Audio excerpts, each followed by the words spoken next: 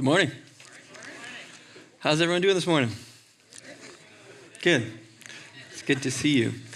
And up there too. And in there too. All right. Here we're going to do the Pew Bible thing, all right? But there's a double part.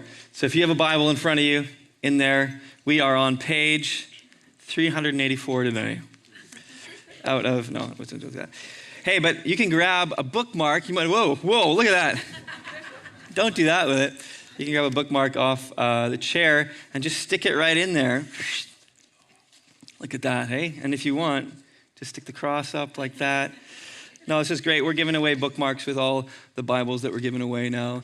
And so there's one for each of you on there too. And so it's got our church name. Love God, love people, love the church. So it's sweet. So you can put one in there, Psalm 3.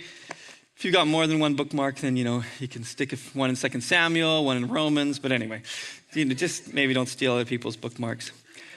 So I wasn't here last weekend. I was in Smithers along with several people in the room. If you were in Smithers last weekend with me, put your hand up. Give a woot woot. Look at them all, yeah. This was like the biggest crew since I've been here at least, that we've taken out to snow camp. There were 39 teens who came from our church or youth group. Some of them wouldn't be a part of this church, but part of our youth group, who came out to snow camp. It was amazing. I think there were 130 teens all together. It was really sweet. And so we do this every year in Smithers at Mountain View Assembly, which is a church that we're related to. And so we do the snow camp. It's a weekend. We had Mark Caldwell this year, who is a part of our BC Yukon district in the PAOC, which is our denomination. And so he came up, and he's got years and years of ministry, and he was just amazing. He spoke so powerfully into the lives of the youth and the leaders. He was like boom, boom, boom. Yeah, he just went straight up. And so it was really, really powerful. Lots of time of prayer. And one of the sweetest things about these weekends is Tuesday, then we come back and it's youth group. We also went skiing and snowboarding, which was really fun. It was great. It's always a blast. I think the people who were down below played some dodgeball, who didn't come up the mountain. Anyway, we had a great time. But yeah, coming home from these weekends, Tuesday then, we have a night. And so we play 3 songs at the beginning of our youth night. And then it's at least an hour of just youth and leaders coming up and sharing testimony. Lots of testimonies, stories from snow camp of what God did, how he changed them, how he said, hey, look at this part. You need to let that go. A lot of the theme was hey, you're a child of God. You're a son or daughter of God. That's your identity. And so these kind of things that we attach to ourselves as labels, they're really dead and they're bringing us down. So many people said, hey, I just need to let that go this weekend. Or people said, hey, I've been kind of keeping God at arm's length, and I'm coming to him. So it was such a powerful weekend, and I love those nights after, the youth night after these weekends or camps or conferences. We always have some time just for the youth to share. And so it was amazing. So I share all that, I guess, to say thank you for being a part of this. I know lots of you were at the dessert auction raising support for this weekend. I know some of you sponsored youth to go, and so thanks so much. These weekends are super significant, just to intentionally take time away to say, hey, we're going to see God together. And So you're on, I lost my page. Oh, good thing I got a bookmark. On page 384 of your Pew Bible. I've been here for 4 years now in Terrace at TPA, and I think it's probably time to share some of my past with you. It's going to be good. So, first of all, I was homeschooled. So here we go. I was also part of a musical homeschool theater group. Anyway, no, I'm going tangent. One of the things my friends and I used to love to do was film videos, just for fun. See, that's why I had to give the homeschool preface, because it's kind of weird. We would just film videos. I remember when Lord of the Rings came out, it was called the Slim Cam, and you could put a whole VHS in it. shot it record directly to VHS. We recorded a version of the Fellowship of the Ring right directly onto VHS. Then we got, actual camcorders, mini DVs. We would record stuff. If there was like a time away, like retreat, conference, whatever, we would film it and we'd put together a compilation video. It was good fun. And then this one time, my brother was house sitting for one of our friends' families. They were away, and we decided, let's film a lip sync video. And so we did. And I won't tell you the name of them, so you can't find them online. But this became a thing we did. We would film these lip sync videos to tracks, and then we would edit them later. And they were honestly pretty cool, and we had some pretty good moves. But one time we were at this same friend's house, and we were filming one of these videos downstairs in the basement. I remember my brother had they had this dress up room. Somebody will have a dress up closet. They had a dress up room, and he had this black pleather jacket on, and he was playing guitar, and it was a really rock and roll song. And I remember him he was leaning against the wall of the hallway, looking at the camera, singing, and he was up and down, up and down. And then we finished the take, cut, and we look at the wall, and there's just this black mark where Jared's been going up and down. And this was a beautiful house. They kept it really clean. We were oh. And so we all, I think there were 6 guys, we all hide.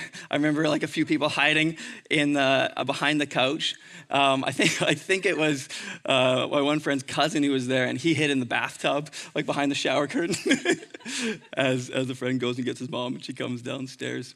And actually at the same house, I remember, during the time that my brother was house sitting, our friend's mom had this beautiful fruit stand, and it wasn't a cutting board, but we kind of treated it like a cutting board, and we cut our oranges on it that were sitting on it. And then we took them off, and behold, there were knife marks all over the top. And so we went to the grocery store and bought a pineapple.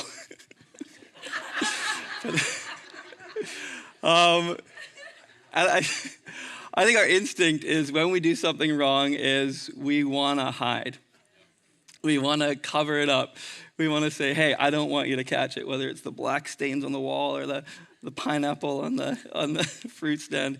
And we, way back in December and then January, I was looking at a couple of the first Psalms in the Bible, Psalm 1 and 2, that kind of function as these introductory Psalms. And I said, we're going to also look at Psalm 3. And so here we are. We're going to look at Psalm 3, which is on page 384 in the Pew Bible.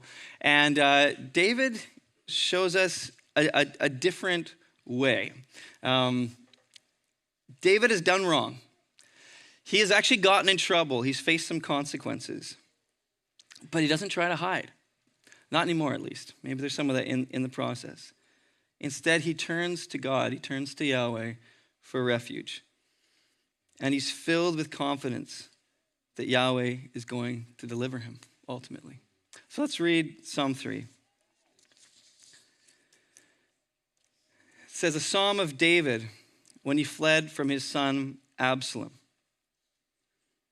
Yahweh, how many are my foes? How many rise up against me? Many are saying of me, God will not deliver him. But you, Yahweh, are a shield around me, my glory, the one who lifts my head high. I call out to Yahweh, and he answers me from his holy mountain. I lie down and sleep. I wake again because Yahweh sustains me. I will not fear, though tens of thousands assail me on every side. Arise, Yahweh, deliver me, my God. Strike all my enemies on the jaw. Break the teeth of the wicked. From Yahweh comes deliverance. May your blessing be on your people. The opening words are this: a psalm of David when he fled from his son Absalom. Yahweh, how many are my foes? How many rise up against me? Many are saying of me, God will not deliver him. We hear these taunts from David's enemies. There's no salvation from God for this guy. And the taunts make sense because the psalm has just said it's a psalm of David when he's running away from his son Absalom. So I did kind of mention another bookmark in 2 Samuel. You can turn there if you'd like. It will be on the screen as well. 2 Samuel 12. This is some of the story that has led up to this running away from Absalom. David has just committed his infamous crime. The armies have gone out to war, and he has seen a lady bathing on the rooftop. He has said, "Who is that?" And his servants have said, "Well, that's Bathsheba. She's the wife of Uriah the Hittite, one of your soldiers." And he said, "Well, bring her to me." The servants come, bring Bathsheba to King David, and he sleeps with her, and they conceive in that moment, at which David says, "What am I going to do now? Uriah, her husband, is out fighting my battles. I'm going to bring him home." And he brings Uriah and says, "Hey, how's the battle going? You deserve a break. Go home, sleep with your wife." And Uriah says, "Can't do that. All the other soldiers are out there fighting the battle. How could I do that?" And he sleeps on the porch. And then David finally sends a letter back with Uriah to Joab, his commander, to say, "Hey, put Uriah at the front lines where he's going to get killed." It's not good stuff. I think Pastor Rob mentioned it briefly last week, talking about misuse of power. Then the prophet Nathan comes to the king, and he tells him this story. And David sees the evil in the story, but the story actually represents what he's just done. And then Nathan says this in 2 Samuel 12:9. "Why did you despise the word of Yahweh by doing what is evil in his eyes? You struck down Uriah the Hittite with the sword and took his wife to be your own. You killed him with the sword of the Ammonites.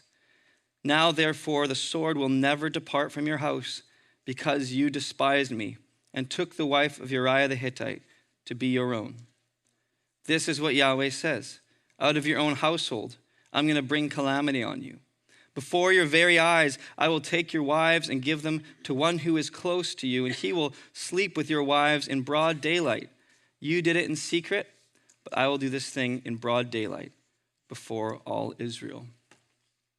Well, as soon as this story is finished, they talk about how the battle was completed and finished and everything. Then we start to follow the story of David's son Absalom. David's son Absalom has a sister, Tamar, and she is raped by Absalom's half-brother. Absalom is justifiably angry, and he goes and murders his half-brother. At that point, David then banishes Absalom. But after a time, he misses his son, and he has mercy and brings him back to Jerusalem where he is. And it's at that point that Absalom starts to campaign. He's really quite a politician. He says, "Hey, if only there were, if I were appointed judge in the land, I could help you in your grievances." And he wins people's hearts. Enough so that finally he has a group around him that they come to him and they anoint him king. And then David says, "All right." He brings his most loyal followers and says, we're gonna leave. And David's done this before he was king, lived out in the bush, running in the wilderness, and he does it again. And he goes and he's on the run from his son Absalom, who has taken his throne.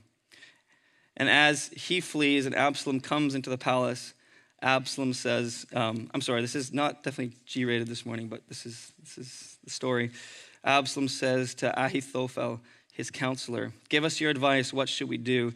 And Ahithophel answered, "Sleep with your father's concubines, whom he left to take care of the palace.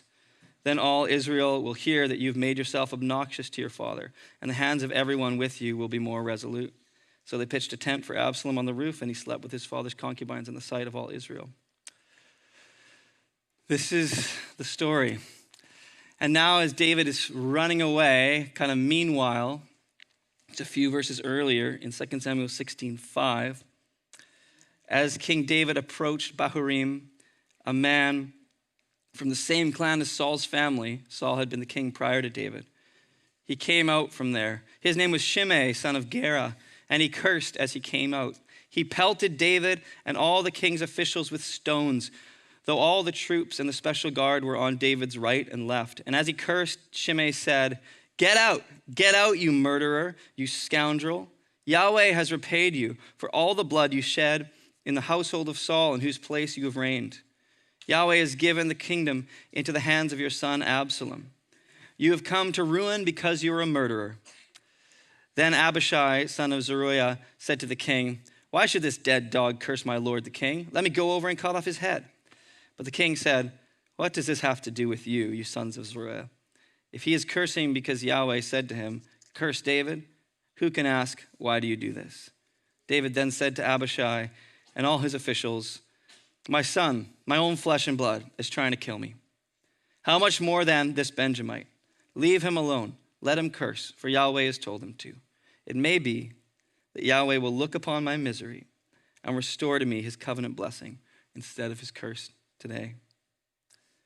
Shimei curses David for his violence against Saul's house. And if we know the story, that's not really a valid accusation. David's been very good to Saul's house. But David knows also that his present circumstance is a direct result of his sin against Bathsheba and Uriah. David's experiencing the consequences of his sin. But he doesn't give up hope. He doesn't hide or run away from God. Rather, he turns toward God. As he says to his soldiers, it may be that Yahweh will look upon my misery and restore to me his covenant blessing instead of his curse today. David doesn't listen to the many voices, including Shimei, that would say there's no deliverance for him. Instead, he takes refuge from the taunts of the many in Yahweh himself, the one who has disciplined him, the one who has said there's going to be consequences, yet David runs to him. And in Psalm 3, this is the setting. And we see David doing this with some really strong conviction. So let's just read the next couple of verses 3 and 4. But you, Yahweh, David says, are a shield around me, my glory, the one who lifts my head high. I call out to Yahweh and he answers me from his holy mountain. It's kind of shocking, I think, for us to hear David's response, considering the circumstances. Like, are you sure, David? Because I'm pretty sure, like, God's bringing this on you. That's what Nathan said. But that's what David does. He says, no, I'm going to take refuge in Yahweh, nonetheless. And it fits with David's response so far. Yes, at first, he definitely worked very hard to cover up his actions from the public.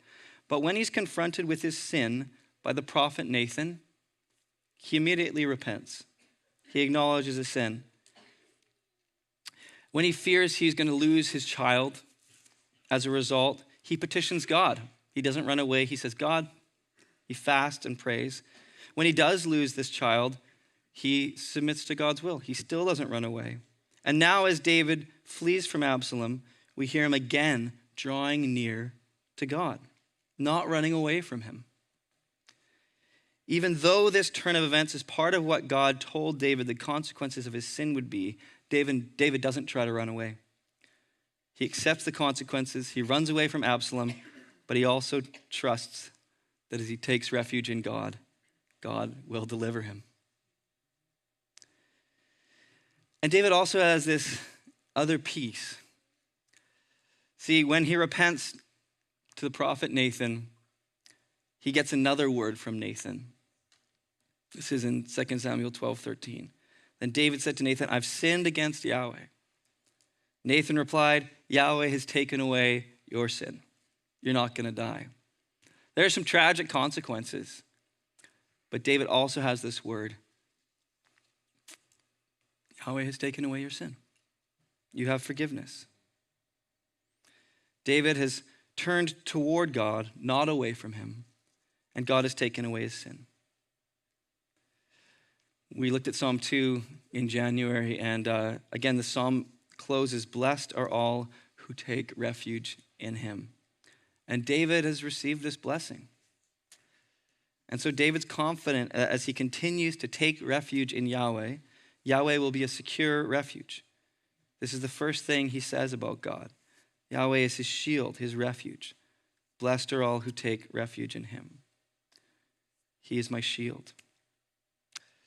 And then he goes on to say this. He is my glory. He is the one who lifts my head high. That imagery is used a couple other times in the Psalms, and it's this picture of exaltation and victory. He's lifting my head high. He is going to get me out of this. He is going to give me victory. David's confident that God is his refuge, his glory, and his victory. Again, that doesn't mean that David won't have to undergo any consequences due to his behavior. Given the head of the psalm, again, we know he currently is going through this. It's not just a natural outcome, it's a divinely sanctioned one. He's under Yahweh's discipline, but he doesn't despair. He knows also that Yahweh has taken away his sin.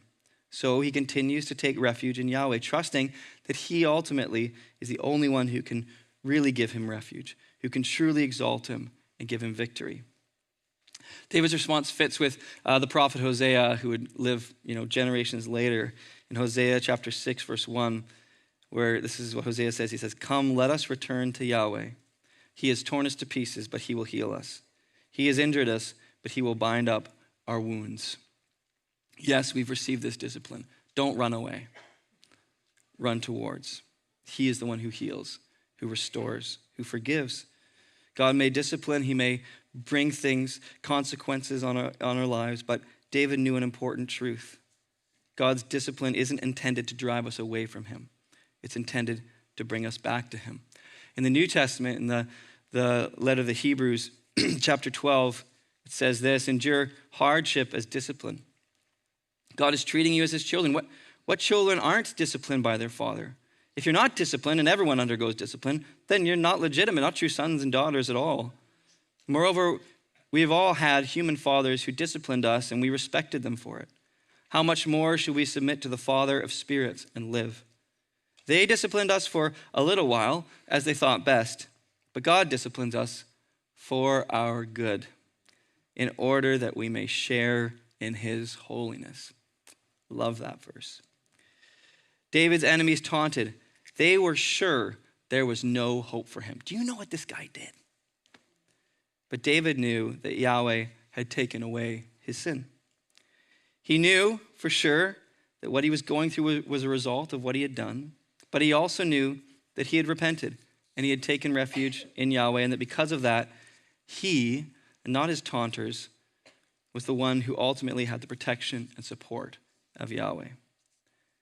And because of this, he has this confidence to cry out to Yahweh for help, for deliverance, the very thing that his enemies said he wouldn't have, he couldn't have.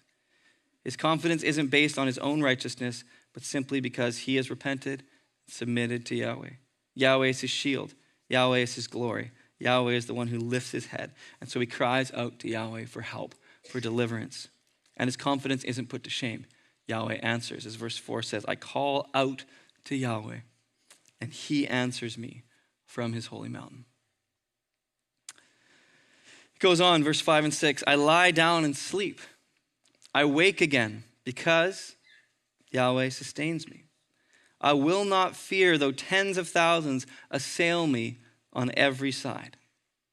Just in the middle of the psalm, David's like, I'm going to have a nap. I'm going to lie down and sleep and awake again because Yahweh sustains me.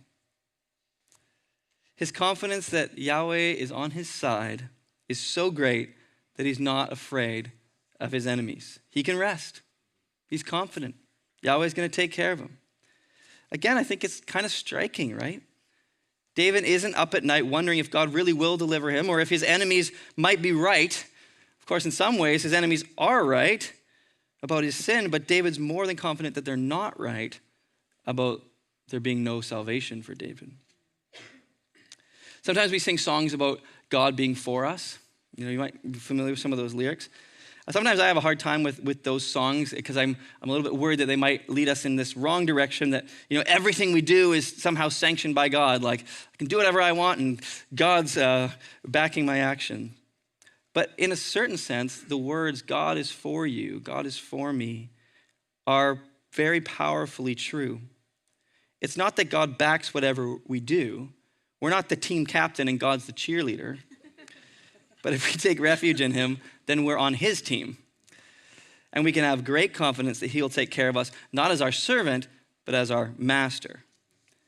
And that confidence can stand no matter what happens, no matter what other people say, so long as we're taking refuge in God. In Romans 8 in the New Testament, Paul writes the words that these songs are based on.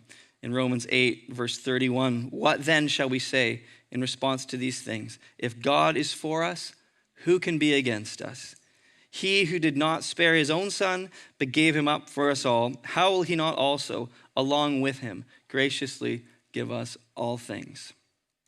A few verses later, Paul elaborates on this in verse 35. Who shall separate us from the love of Christ?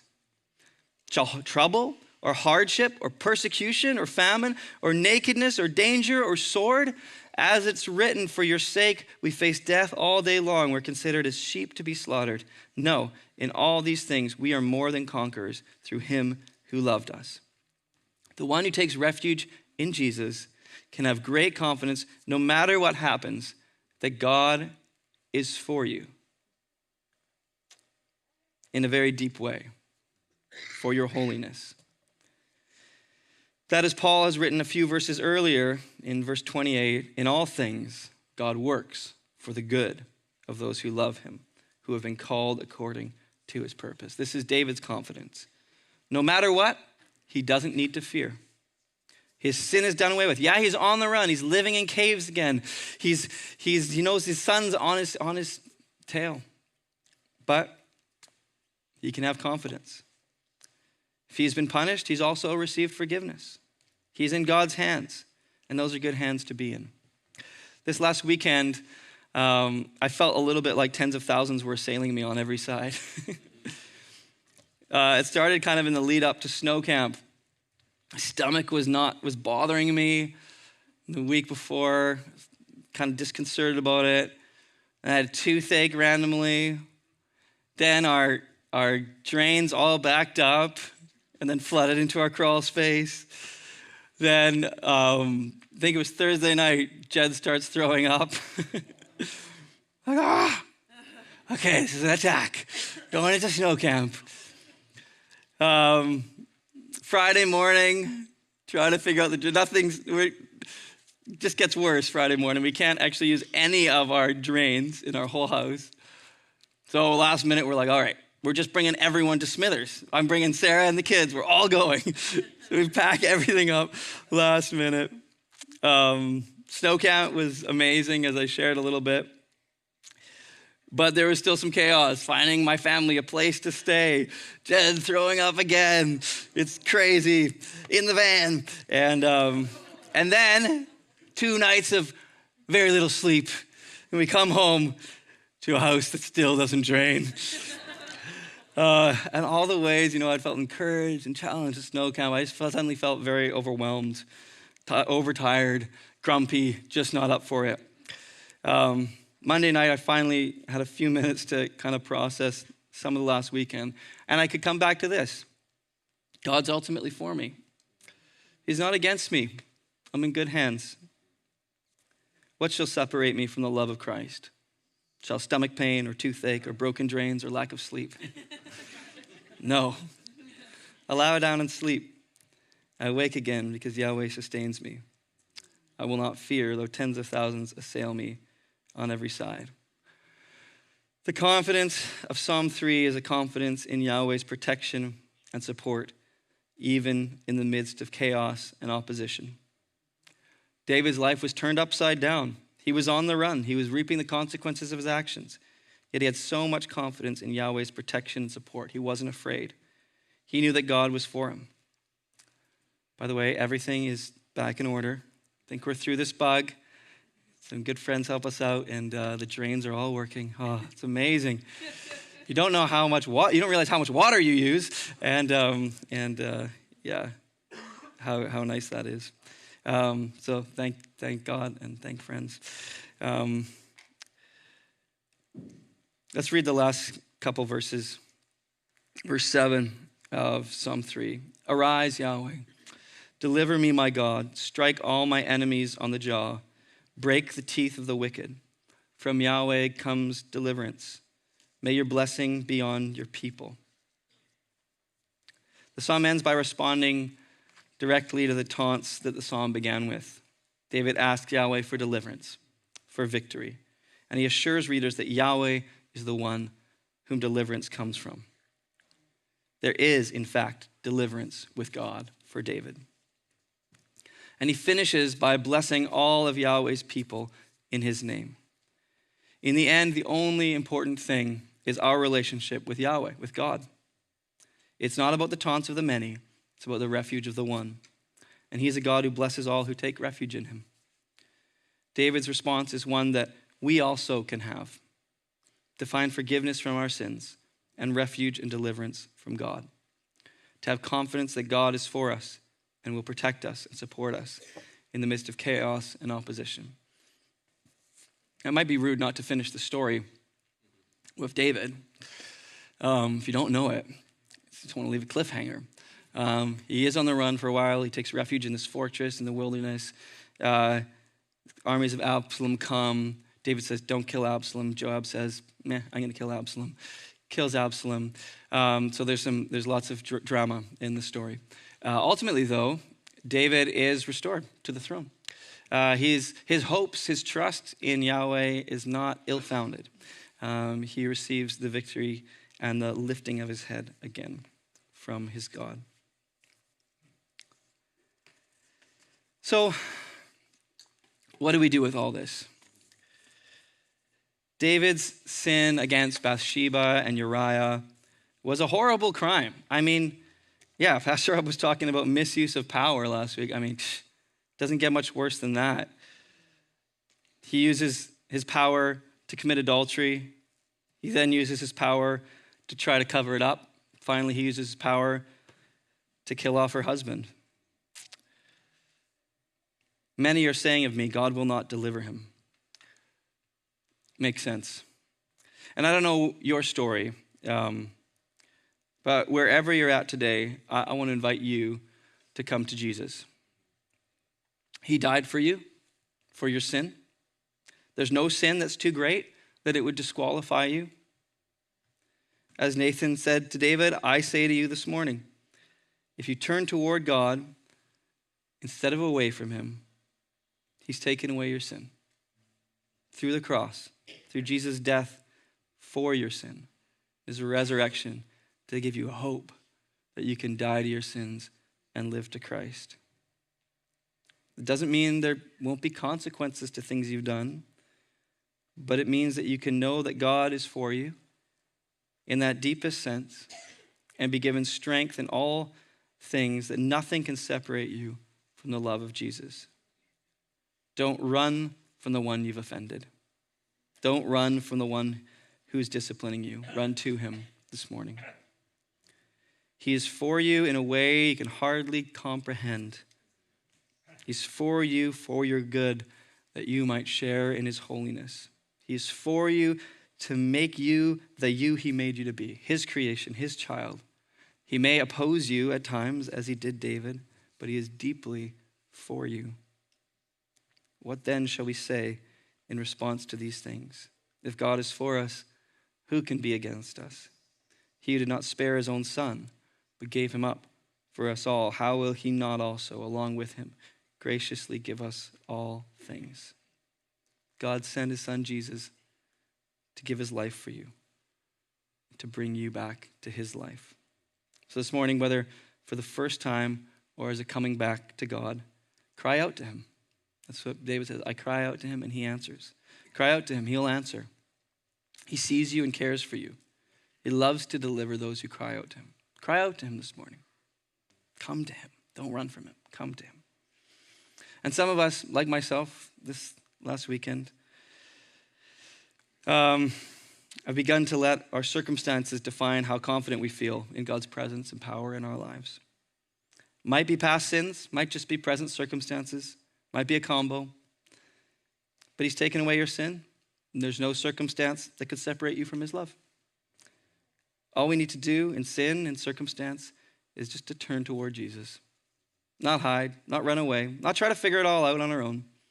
Just turn toward him. And then we don't need to fear. Even though tens of thousands assail us, even though things might feel chaotic, we can know that God is for us. We can have confidence in him. The same kind of confidence in Psalm 3. So why don't we pray together to close?